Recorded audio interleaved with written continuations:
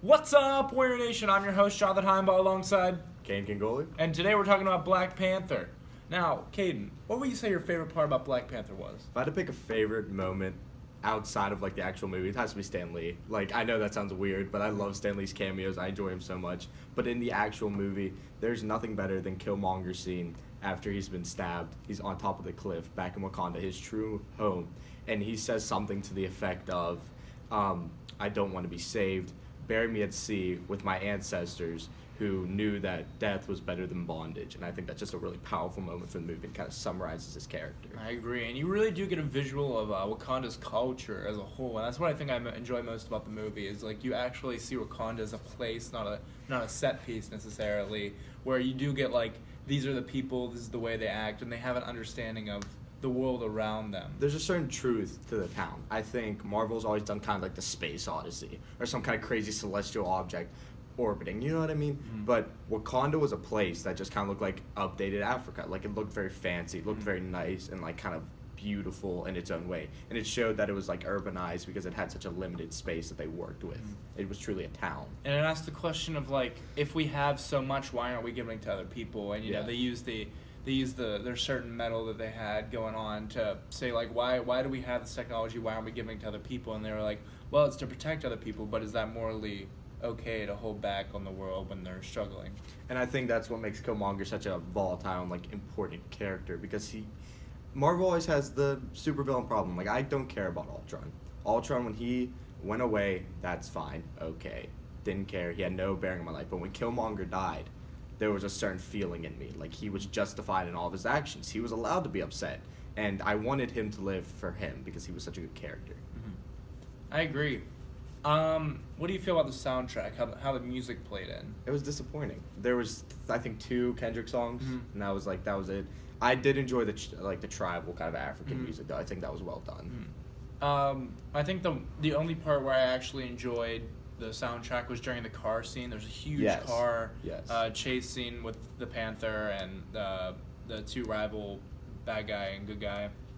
That's, Claw. And that's what, like, I enjoyed his character a lot. I was glad they brought him back and everything. And he was funny how he goes, "What is this, an effing funeral? Turn on some music." And then it's just, like, it's so well done for his character. Very, very cool. Very Joker-esque. And, like, it actually, like, gets, like, it makes sense that this music actually plays now instead of it just, like, randomly playing in the background.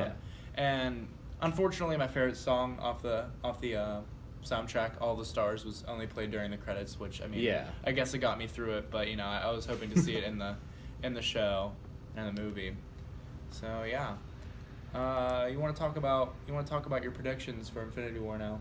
I think with Bucky Barnes being included at the end here, very pivotal on that whole thing, and very like starting to get you geared for it. I think every other movie's kind of had a Thanos telling or something with Thanos, but this was the first time the end credits, I feel, have built a character. And for a prediction, I definitely am excited to see Black Panther with his whole kinetic suit. I'm kind of upset they killed off Killmonger for that, but I wanted him to be here for this time. I'm excited though, and I think Black Panther is going to be a pivotal kind of making new suits maybe for everyone, kind of updating everyone's tech, which I think is going to be nice. I think the key is to have Black Panther and their technology in the mix, because the way things are looking, the world wouldn't be armed for a full-scale invasion such as Thanos. Yeah. And like, I mean, we're really just going to have to see how it all plays out when you're adding all the characters into the mix. Because we've seen stuff like Tony's suit very easily disarmed for the most part, and if you make it infused with the metal, the Valerium, I believe it's called, it really ups his character strength and power and potential. So, would you say that Black Panther is your favorite movie in the Marvel universe? In the MCU, it has to be probably one of the top ones up there. I did really enjoy the first Avengers just for the hype of it all. You know what I mean? Prior to that, the only real thing we had was the Hulk. And that was just the Hulk. Like, it's not interesting. I think this had a more compelling storyline. It got me more in the mood to be a part of Infinity War. I think, as like an actual like movie drama, I think Black Panther takes the cake as far as like script and like culture and like actual like substance behind the story overall. Because you really don't see that. As far as other tales, like they really just infused a character with people. Yeah, they did that very well. They didn't make it a preachy movie in any resort. They brought out the whole kind of like the black rights and the black movement very well while making it something everyone can relate to, like a person that's fallen on hard times. Mm-hmm. They gave a face to the whole culture, I believe, and I think that was very beautifully done. Yeah, I agree. I wouldn't say that Black Panther is my favorite movie. It feels as though there's two parts to the movie. There's two villains, and it feels like it's chopped up in a way that I wouldn't necessarily agree with. But I do enjoy almost all of it.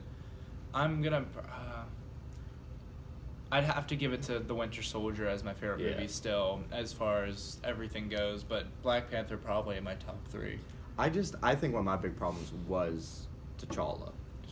He just comes back. Mm-hmm. You know what I mean? I agree with that. I wanted him having some sort of spiritual moment, like when he was near death and he goes up and talks to his dad and he like learns things. Mm-hmm. There was no like character growth besides I'm back. Mm-hmm. And like there was nothing to say that he could beat Killmonger. Like there was no way of him getting better to beat him except for like a realization is hard, I guess. And that's why I feel like it was 2 movies, is because you have Claw, him fighting Claw that first like 2/5 of the movie. Yeah.